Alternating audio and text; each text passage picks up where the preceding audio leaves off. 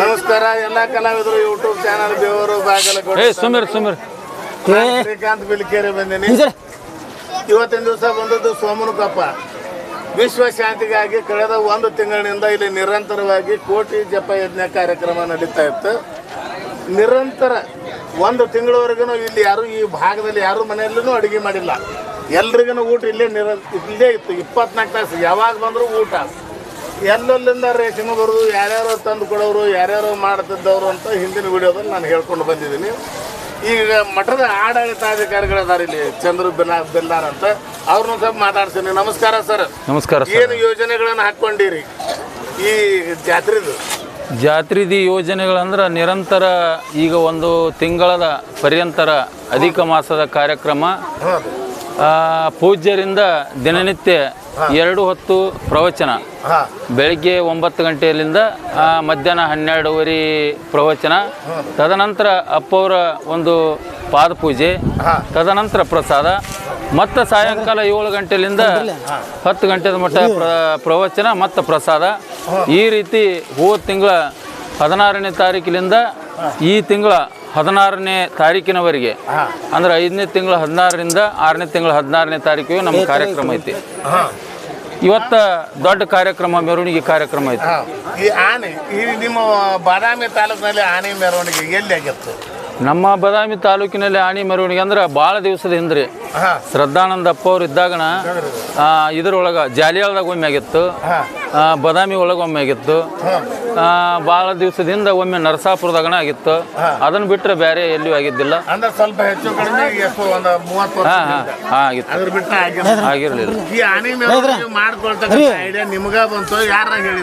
ಇಲ್ಲ, ಆನೆ ಮೆರವಣಿಗೆ ಮಾಡ್ಕೊಂತ ಐಡಿಯಾ ಅನ್ನಕ್ಕೆ ಏನೈತ್ರಿ, ಈಗ ಮೊದಲು ನಮ್ಮ ಶ್ರದ್ಧಾನಂದ ಅಪ್ಪ ಅವರು ಆಗಾಗ ಮಾಡ್ಕೊಂಡು ಬರ್ತಿದ್ರು. ಭಾಳ ದಿವಸದಿಂದ ಮಾಡಿದ್ದಿಲ್ಲ. ಆದರೂ ನಮ್ಮ ಗ್ರಾಮದ ಎಲ್ಲ ಸಮಸ್ತ ಹಿರಿಯರು ಕೂಡಿಕೊಂಡು, ನಮ್ಮ ನೂತನ ಅಭಿನವ ಶಿವಾನಂದ ಅಪ್ಪ ಅವರು ಕೂಡಿಕೊಂಡು, ಇದನ್ನು ನಮ್ಮ ಮೂಲ ಇರ್ತಕ್ಕಂಥ ಹರಳಕಟ್ಟಿ ಅಪ್ಪ ಅವ್ರನ್ನ ಕರ್ಕೊಂಡು ಇದನ್ನೊಂದು ದೊಡ್ಡ ಕಾರ್ಯಕ್ರಮ ಮಾಡ್ಬೇಕಂತೇಳಿ ಎಲ್ಲರೂ ಕೂಡ ವಿಚಾರ ಮಾಡಿದ್ವಿ.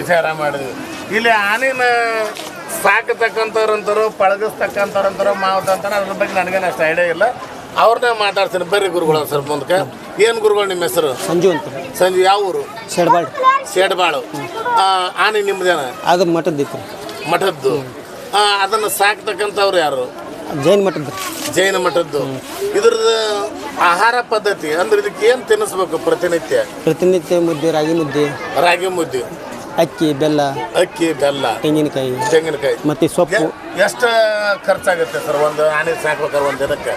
ಖರ್ಚು ಅಂದರೆ ದಿನ ಇದು ಒಂದು 2.5 ಕ್ವಿಂಟಲ್ ಬೇಕ್ರಿ ಇದಕ್ಕೆ ಡೈಲಿ. ಎಲ್ಲ ಕೂಡಿ ಸೊಪ್ಪು, ಹಣ್ಣು, ಮತ್ತು ಇದು ತರಕಾರಿ, ಮತ್ತು ಇದು ರಾಗಿ ಮುದ್ದೆ ಇದೆಲ್ಲ. ಒಂದು ದಿವಸಕ್ಕೆ ಎಷ್ಟು ಖರ್ಚು ಐತೆ ಅದ್ರದ್ದು? ಖರ್ಚು ಅಂದರೆ ನಮ್ಮ ಮಠದ್ದಿದ್ದಾರೆ. ಅಲ್ಲ, ಎಷ್ಟೇ ಇರಲಿ ಮಠದ್ದಾದ್ರೂ ಕೂಡ ಭಕ್ತರು ಕೊಡ್ಬೇಕಲ್ಲ. ಭಕ್ತರು ಕೊಟ್ಟಿರ್ತಾರೆ, ಅದನ್ನ ನಾವು ಹಾಕ್ತೀವಿ. ಹೌದಲ್ಲ, ಎಷ್ಟು ಖರ್ಚು ಇರುತ್ತೆ ಅಂದಾಜು?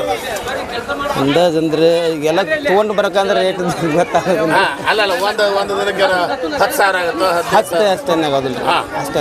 ಅಲ್ಲಿ ನಮ್ಮದೇ ಆದ ಹೊಲ ಐತ್ರಿ. ಹೊಲ ಅಲ್ಲಿ ನಾವು ಮೇವು ತೊಗೊಂಡ್ಬರ್ತೀವಿ. ಅದ್ರ ರೇಟ್ ಇರೋದಿಲ್ಲ, ಏನಿರೋದಿಲ್ಲ ರೀ. ಇದೇನಂದ್ರೆ ಅಕ್ಕಿ, ಇದೇನು ಬೆಲ್ಲ, ಬ್ಯಾಳೆ ಅವೇನು ನೋಡ್ರಿ. ಅವೆಲ್ಲ ಎಷ್ಟು ವರ್ಷದ ಸರ್ ಆನೆ ಇದು? 31 ವರ್ಷ ಚಲೋ ಆತ್ರಿ. 31 ವರ್ಷ ಚಲೋ.